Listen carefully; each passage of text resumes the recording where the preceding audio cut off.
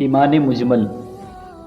ایمان مجمل سے مراد وہ الفاظ ہیں جن کے ذریعے سے ہم نہایت مختصر طور پر اپنے دین و ایمان اور عقیدے کا اظہار کرتے ہیں۔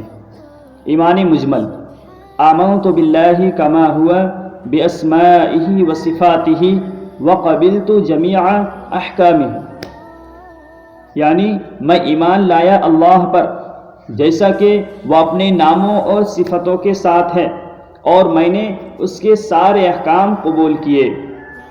ایمان مجمل میں 3 باتوں کا اقرار ہے۔ پہلا، اللہ پر ایمان لانا۔ دوسرا، اس کے اچھے ناموں اور صفتوں پر ایمان لانا۔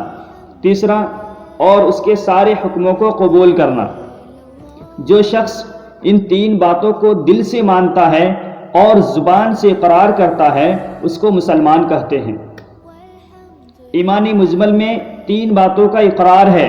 پہلا، اللہ پر ایمان لانے کا مطلب یہ ہے کہ یہ لمبی چوڑی دنیا اور کروڑوں انسان خود بخود پیدا نہیں کیے گئے ہیں، بلکہ ان کا ایک پیدا کرنے والا ہے، اس کا نام اللہ ہے۔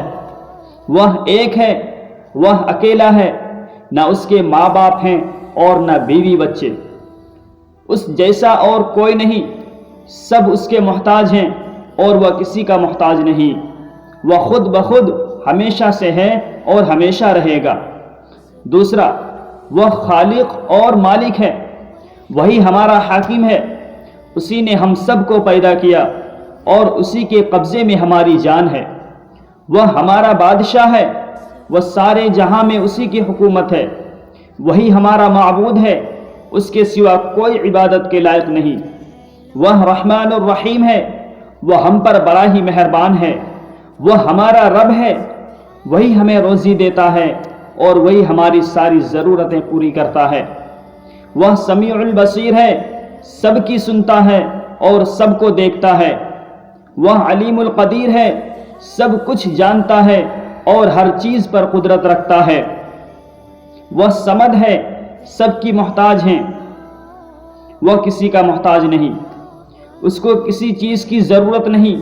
وہ ہادی ہے، اس نے ہمارے ہدایت کے لیے پیغمبروں کو بھیجا کہ اس کی مرضی بتائیں اور اسلام کی سیدھی سچی راہ دکھائیں۔ اس کے علاوہ اس کے بہت سے اچھے اچھے نام ہیں، ہمیں ان سب پر ایمان لانا چاہیے، ہمیں اس کے حکموں کو ماننا چاہیے۔